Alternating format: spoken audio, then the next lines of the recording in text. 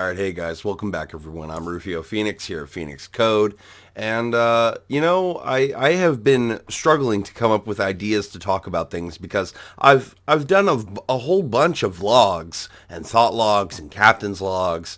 And, I don't know, it's hard to come up with, good topics, I find, because I don't want to talk about, the battle of the sexes. I don't want to talk about politics. I kind of just like to make jokes about politics at this point. But I reached out to one of my subscribers, and they have provided me with a few new topics to talk about. And one of them, the one we're going to cover today, is what are some tips and tricks or thought detection? How can you get a sense of reading someone else without verbal communication?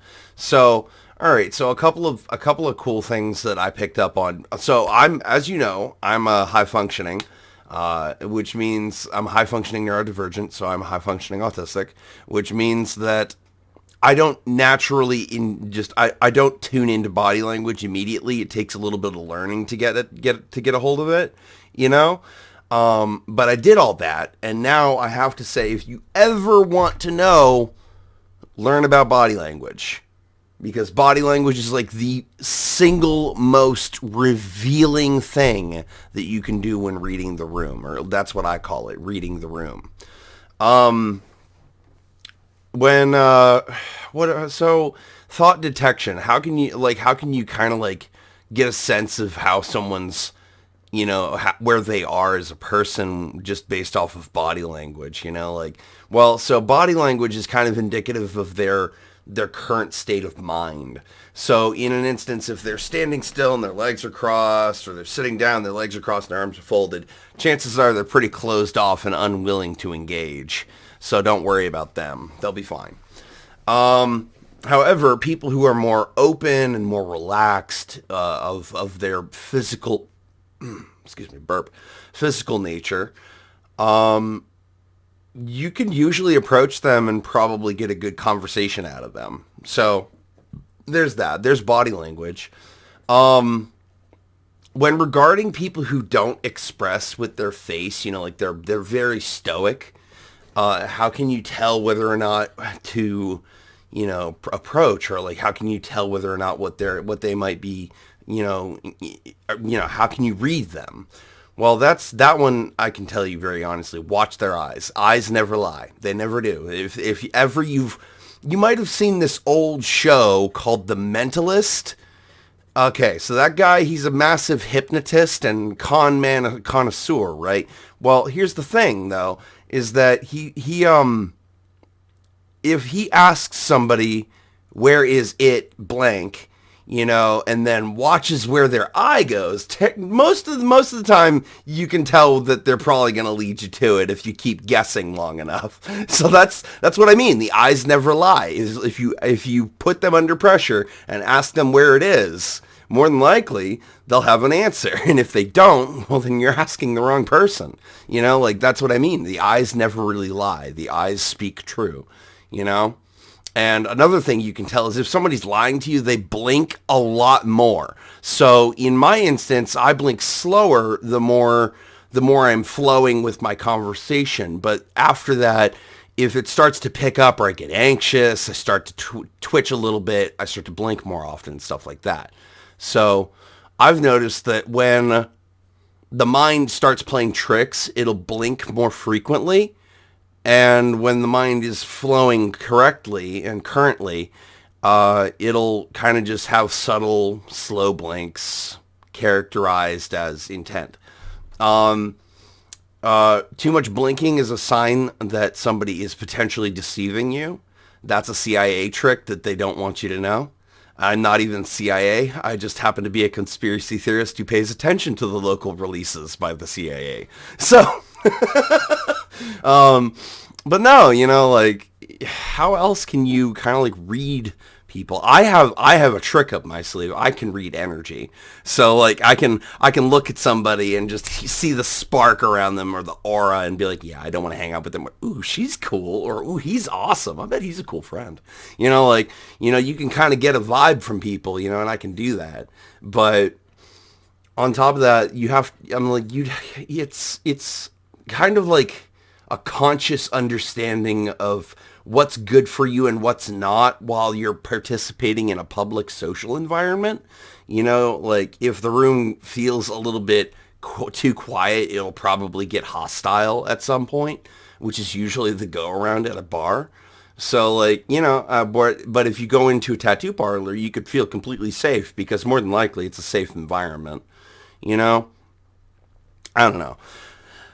I feel indifferent when it regards like where I am because like I walk into a bar and like most people flock to me because I'll start being like, hey, that's cool, I'll start being social and I'll start dancing and they'll get to get up with me. But reading the room, what's the best method to read the room?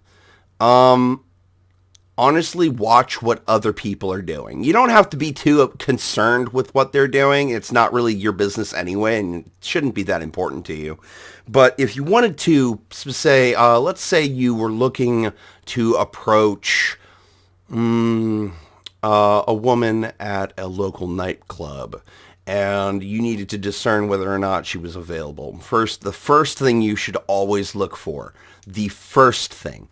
Did she show up alone or did she show up with a posse? Meaning, watch out for her friends at any club or bar. If you're reading the room, watch out for her friends. They're going to be the ones that catch you off guard. And not her either, because she'll actually be somewhat interested in you for having approached her with intent. Whereas, like, like if her friends are like, ew, he's cringe, he's the ick, that whole shindig that girls are populating right now. You kind of just look at them and be like, was I asking you? Yeah, I didn't think so. I was talking to her. You got to be confident about it. You got to look at them and catch them on their shit.